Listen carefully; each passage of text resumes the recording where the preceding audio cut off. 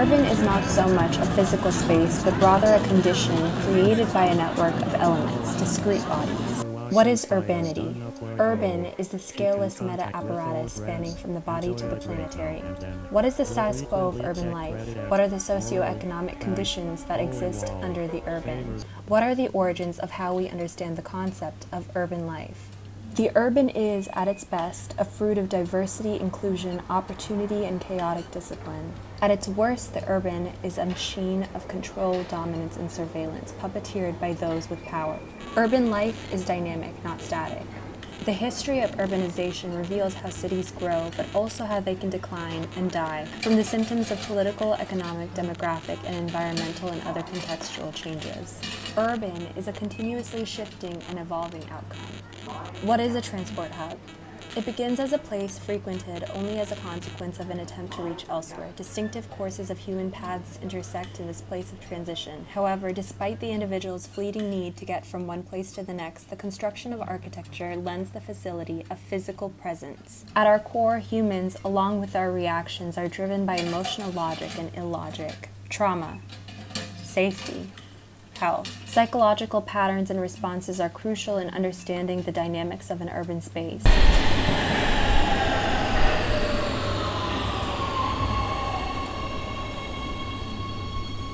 CDC wants people to drive solo to avoid coronavirus, sparking fear over more congestion and emissions. Much of the fear of shared vehicles will remain. Fear shapes individual actions, but ultimately also future building codes and systemic planning of the city. Collective trauma, the psychological reactions to a traumatic event that affect and are shared by a group of people.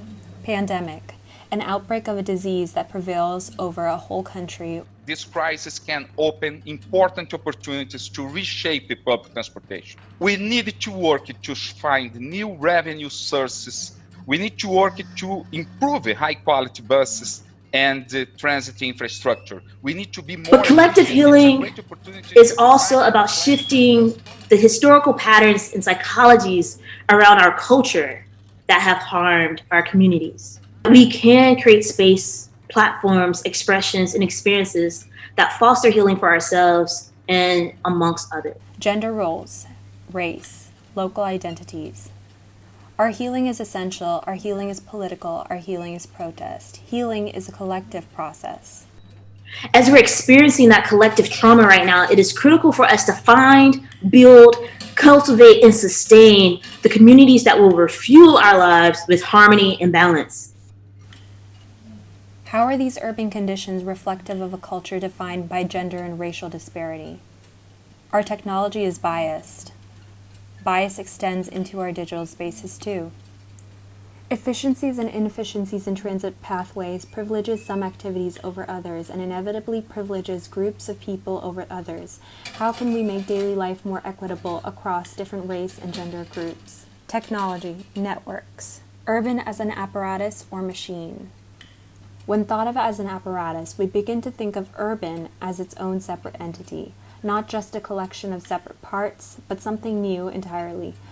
Key to the emergence of the urban was the transposition of ideas regarding circulation and power. The frame that used to act as a point of entry now acts as a point of surveillance. These tools of surveillance have extended beyond a point of entry, becoming a tool for understanding and potentially punishing patterns of behavior. How can a dispersion of presence among individuals create a more democratic means of getting around? Urban networks have been dictated by shifts from points of presence to fields of presence. Political events and protests are organized and executed on digital and physical platforms. Physical gatherings generate digital images and create a continuous dialogue between the physical and the digital. How do these digital fields of presence networks begin to overlap with the discrete individual? What do these points of presence tell us about the way urbanism is designed and created? Is there a way to address these sort of digital connections and organize through a physical point of presence such as a transit hub? Cities are developing nervous systems. What is the future of urban networks? Like any other population composed of a large number of smaller discrete elements, the city displays a bottom-up collective intelligence that is more than the behavior of its parts. The city operates through a form of swarm intelligence. Humans are discrete bodies whose collective behaviors are larger than their individual parts. How must we understand urbanism to create a new paradigm for urban life and our transit systems? The city is a manifestation of emergence. We must aim to reproduce an apparatus to develop an adaptable system to urban growth, unconfined by the bounds of a single scale. Changing economies, environment, and migration shape the dynamic nature of urbanity. What would a new urban equity agenda entail? Equitable housing, equitable health and housing, sustainable urban mobility, attainable social and cultural resources. We need to go directly to people in communities and ask them what their needs are. The idea that we can create that kind of village living at a lot of different scales for a lot of different societies, a lot of different cultures, a lot of different climates is absolutely possible. It's ecological, it's fun, it's joyous, it's part of our cultural life in terms of how we create culture. So I think that's possible at all scales and in lots of different places. Face-to-face interaction is irreplaceable, and this sole fact will help cities recover. Essential community needs must be accessible. We must define alternate models that a transport hub could assume in the future.